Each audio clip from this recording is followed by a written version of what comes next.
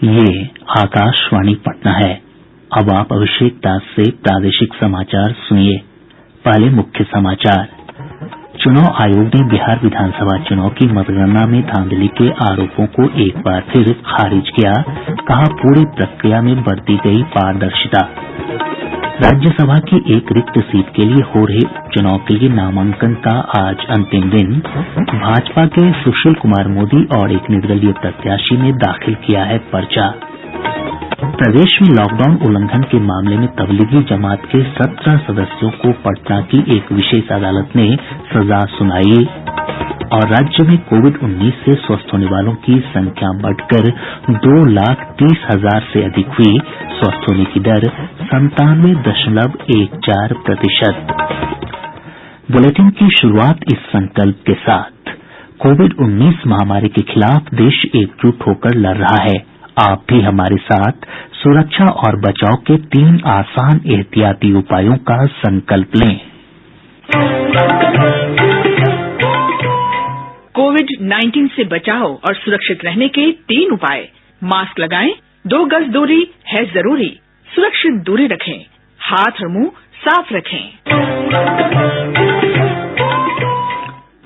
अब समाचार विस्तार से। चुनाव आयोग ने एक बार फिर बिहार विधानसभा चुनाव की मतगणना में धांधली के आरोपों को खारिज किया है। आयोग के प्रवक्ता ने कहा कि कुछ राजनीतिक दलों द्वारा लगाए गए आरोपों के बाद आयोग ने वीवीपैट की 1,215 पर्चियों की जांच करवाई। पर्चियों को ईवीएम से मिलाने के लिए रैंडम आधार पर चुना गया था। पर्चियों का मिलान ईवीएम से किया गया तो वे पूरी तरह सही पाए गए। प्रवक्ता ने कहा कि पूरी प्रक्रिया में हर स्तर पर पारदर्शिता बरती गई। गौरतलब है कि राजद ने महागठबंधन के 19 प्रत्याशियों की चुनाव आयोग को सूची सौंपकर मतों की गिनती में गड़बड़ी का आरोप लगाया था। राज्यसभा की रिक्त हुई एक सीट के लिए हो रहे उपचुनाव में अब तक 2 प्रत्याशियों ने अपने नामांकन पर्चे दाखिल किए हैं। भाजपा की ओर से सुशील कुमार मोदी ने, जबकि निर्दलीय उम्मीदवार के रूप में श्याम नंदन प्रसाद ने नामांकन पत्र भरा है। आज नामांकन का अंतिम दिन है। कल नामांकन पत्रों की जांच की जाएगी, जबकि 7 दिसंबर तक अभ्यर्थी अपना नाम वापस ले सकते हैं। आवश्यकता होने पर 14 दिसंबर को मतदान होगा।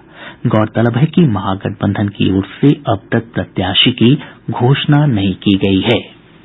भारतीय जनता पार्टी ने उन सभी विधानसभा क्षेत्रों को गोद लेने का फैसला किया है जहां उनके चुने हुए प्रतिनिधि नहीं हैं।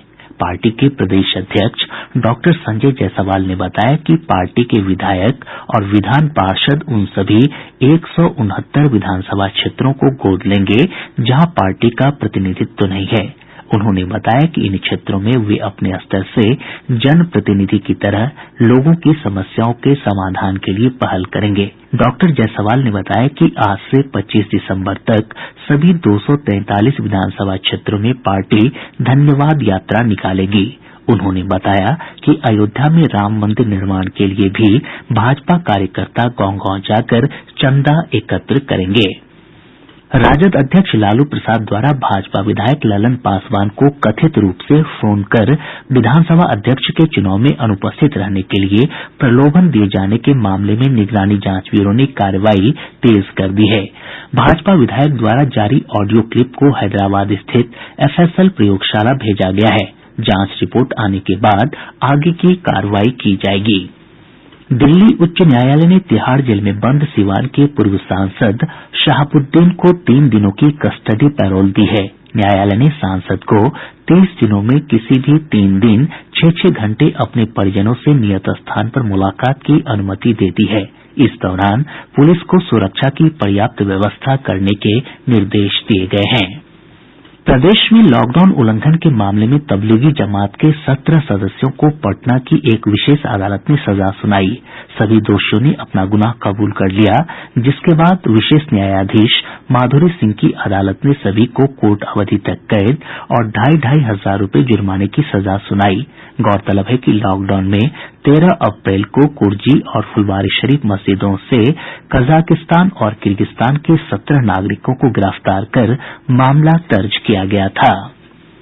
प्रदेश में कोविड-19 से स्वस्थ होने वालों की संख्या बढ़कर 2,30,000 से अधिक हो गई है। स्वस्थ होने की दर 97.14% है। स्वास्थ्य विभाग से प्राप्त जानकारी के अनुसार इस वैश्विक महामारी से अब तक 1274 लोगों की मौत हो चुकी है, जबकि वर्तमान में 5502 लोगों का राज्य के विभिन्न अस्पतालों में उपचार चल रहा है।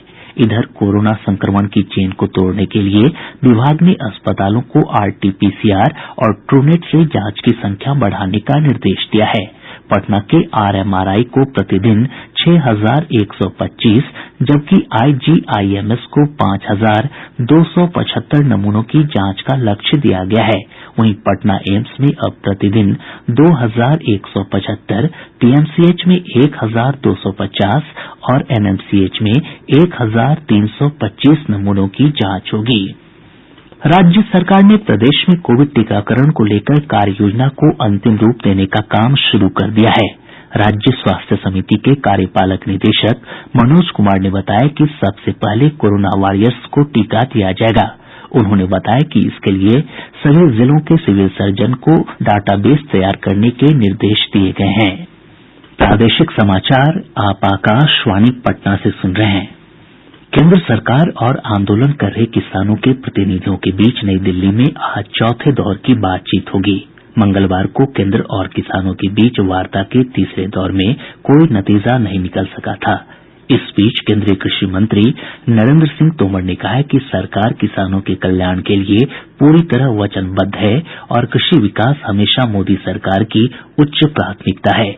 नरेंद्र मोदी सरकार ने देश में कृषि क्षेत्र में परिवर्तन लाने और किसानों की आय दोगुना करने के लिए कई कदम उठाए हैं। हमारे संवाददाता ने बताया कि सरकार ने इस दिशा में कृषि से संबंधित 3 नए कानून लागू किए हैं।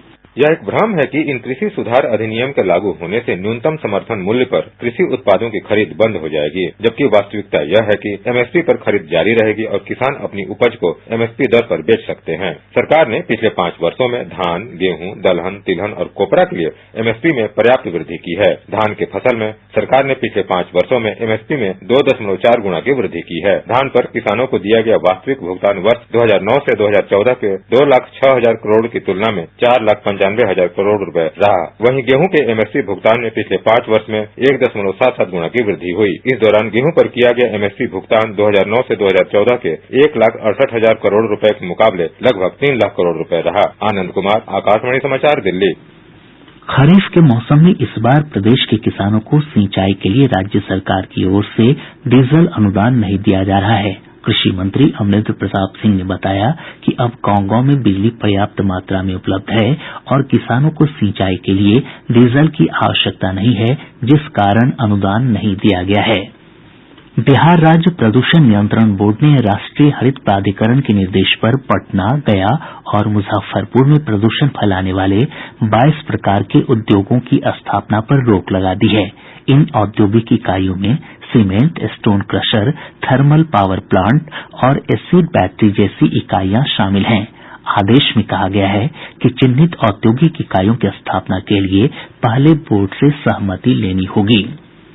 राज्य सरकार ने अवैध खनन, शराबबंदी कानून और परिवहन तथा भूमि संबंधी मामलों में हेराफेरी करने वाले 644 पुलिसकर्मियों पर कार्रवाई की है। पुलिस मुख्यालय द्वारा जारी ब्यौरे में कहा गया है कि इनमें भारतीय पुलिस सेवा के 6 और बिहार पुलिस सेवा के 32 अधिकारी भी शामिल हैं। जनवरी महीने से अब तक 85 पुलिसकर्मियों को सेवा से बर्खास्त किया जा चुका है। वहीं 55 पुलिस अधिकारियों को कठोर दंड और 4 को लघु दंड दिया गया है, जबकि कई पुलिसकर्मियों के खिलाफ कार्रवाई प्रस्तावित है। राज्य सरकार ने नई राष्ट्रीय शिक्षा नीति के तहत माध्यमिक स्तर से ही व्यावसायिक शिक्षा का प्रावधान लागू करने का निर्देश दिया है। शिक्षा मंत्री अशोक कुमार चौधरी ने विभागीय समीक्षा बैठक के बाद अधिकारियों को इस संबंध में निर्देश दिया। उन्होंने राज्य के सरकारी स्कूलों में तैनात अक्षम शिक्षकों की पहचान करने और उनके खिलाफ कार्रवाई करने का अधिकारियों को निर्देश दिया। बैठक में निजी विद्यालय प्रबंधन द्वारा विभिन्न मदों में लिए जाने वाले शुल्क की मनमानी पर अंकुश लगाने की कार्य योजना तैयार करने पर भी चर्चा हुई। साथ ही 10वीं के छात्रों के लिए गणित और विज्ञान विषयों में क्रैश कोर्स शुरू करने पर भी सहमति बनी।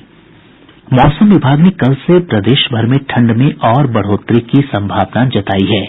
मौसम विज्ञान केंद्र पटना के वैज्ञानिक अमित कुमार सिन्हा ने बताया कि पश्चिमी विक्षोभ के प्रभाव से कनकनी बढ़ेगी और कड़ाके की ठंड पड़ने की संभावना है। राज्य विश्वविद्यालय सेवा आयोग ने सहायक प्राध्यापक की नियुक्ति के लिए आवेदन की अंतिम तिथि 10 दिसंबर तक बढ़ा दी है।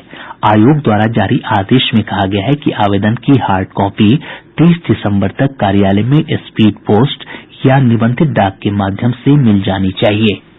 देश के प्रथम राष्ट्रपति देशरत्न डॉक्टर राजेंद्र प्रसाद की 146वीं जयंती पूरे देश में समारोह पूर्वक मनाई जा रही है। मुख्य समारोह पटना के राजभवन के राजेंद्र चौक और बांस घाट स्थित उनके समाधि स्थल पर आयोजित होगा। डॉक्टर राजेंद्र प्रसाद के जन्म स्थान सिवान के जीरादेई में भी श्रद्धांजलि कार्यक्रम का आयोजन किया जा रहा है। राजेंद्र बाबू के जन्म दिवस पर आयोजित होने वाले मेधा दिवस समारोह को इस बार कोरोना के कारण स्थगित कर दिया गया है। सीबीआई की टीम ने जमालपुर स्थित रेल इंजन कारखाना में वर्ष 2017 में हुए 34 करोड़ रुपए गबन की जांच शुरू कर दी है। राजस्व खुफिया निदेशालय की टीम ने मुजफ्फरपुर के मैठी टोल प्लाजा के पास वाहन जांच के दौरान एक टैंकर से लगभग 7 क्विंटल गांजा बरामद किया है। बरामद गांजे का बाजार मूल्य लगभग 1 करोड़ रुपए बताया जाता है। परिवहन विभाग के चलंत दस्ता सिपाही के लिए पटना में चल रही शारीरिक दक्षता परीक्षा में फर्जीवाड़ा करने वाले 15 अभ्यर्थियों को गिरफ्तार किया गया है। अरवल जिले के प्रसादी इंग्लिश गांव के पास एक कार के नहर में पलट जाने से ऑर्केस्ट्रा के 4 कलाकारों की मौत हो गई। पूर्णिया जिला पुलिस ने भारी संख्या में हथियार के साथ अंतर्राज्यीय हथियार तस्कर गिरोह के 2 सदस्यों को गिरफ्तार किया है। सारण जिले के नगर थाना क्षेत्र में अपराधियों ने हथियार के बल पर एक व्यक्ति से 1,40,000 रुपए लूट लिए। अब पटना से प्रकाशित प्रमुख समाचार पत्रों की सुर्खियां। आज के सभी समाचार पत्रों ने अलग अलग खबरों को प्रमुखता से प्रकाशित किया है। हिन्दुस्तान ने लिखा है, आंदोलनकारी किसानों की दो टूक, सरकार संसद सत्र बुलाकर कृषि कानूनों को रद्द करे, नहीं तो दिल्ली जाम कर देंगे। दैनिक जागरण ने इसी खबर को सुर्खी बनाते हुए लिखा है, आज की वार्ता पर टिकी उम्मीदें। प्रभात खबर ने लिखा है, ब्रिटेन रूस में अगले सप्ताह से कोरोना का टीकाकरण।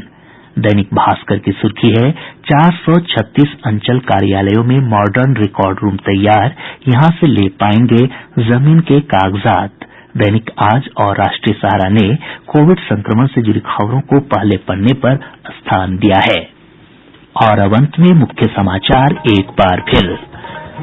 चुनाव आयोग ने बिहार विधानसभा चुनाव की मतगणना में धांधली के आरोपों को एक बार फिर खारिज किया, कहा पूरी प्रक्रिया में बरती गई पारदर्शिता। राज्यसभा की एक रिक्त सीट के लिए हो रहे उपचुनाव के लिए नामांकन का आज अंतिम दिन। भाजपा के सुशील कुमार मोदी और एक निर्दलीय प्रत्याशी ने दाखिल किया है पर्चा। प्रदेश में लॉकडाउन उल्लंघन के मामले में तबलीगी जमात के 17 सदस्यों को पटना की एक विशेष अदालत ने सजा सुनाई। और राज्य में कोविड-19 से स्वस्थ होने वालों की संख्या बढ़कर 2,30,000 से अधिक हुई, स्वस्थ होने की दर 97.14%। इसके साथ ही आकाशवाणी पटना से प्रसारित प्रादेशिक समाचार का ये अंक समाप्त हुआ।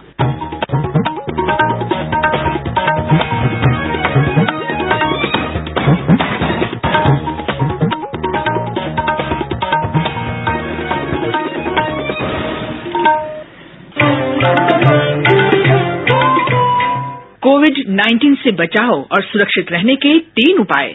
मास्क लगाएं, 2 गज दूरी है जरूरी, सुरक्षित दूरी रखें, हाथ और मुंह साफ रखें।